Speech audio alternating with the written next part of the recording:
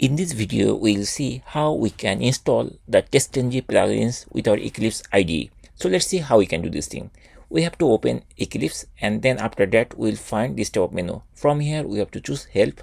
Once we click here, help menu will be expanded. From here we have to access this option, Eclipse Marketplace. We just need to click here, and very shortly it will be opened like this. And there is a search box and some other tabs are there. We have to click search, and the search box will be appeared. Here we need to type TestNG and then hit enter key, or you can press the go button. I'm going to click go button, and very shortly the TestNG is there in the search result. Now this is the TestNG for Eclipse plugin.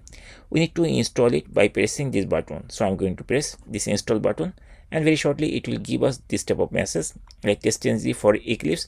And if we click here, it will be expanded, and in the bottom we'll see a progress bar is there. Now here it is showing what it is trying to install. So these are the things it is trying to install. So this is required, and install M2E Maven integration optional. This is optional, but I'm going to check all of them, and then I'm going to press the confirm button. Once I press the confirm button, it will give this type of thing, Apache license, and this is a license related information. And here we need to accept the terms of the license agreement. We have to choose this option, and finally we have to press the finish button. Now we need to wait a little bit, because the next screen of the installation, it will be appear very shortly. Still it's not installed, so here it is showing trust authorities, and here it is there, and some other information is there. So that is fine.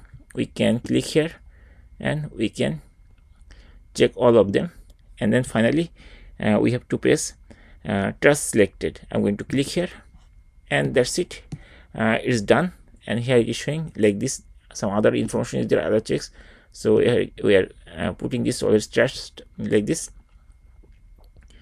Yes, I accept this thing, and then I'm going to press trust selected, and here is showing Eclipse restart Eclipse IDE to apply the software update. We have to press the restart now button, and Eclipse will close and it will start again. That means it restarted successfully, and now we can actually use the TestNG plugin with our Eclipse editor. Once TestNG plugin is installed properly, we can verify. We can right click here, here basically, and if we scroll, we will see run as, and here we'll see TestNG test is there, and we can use this thing. In this way, we can easily install the TestNG plugins with our Eclipse IDE.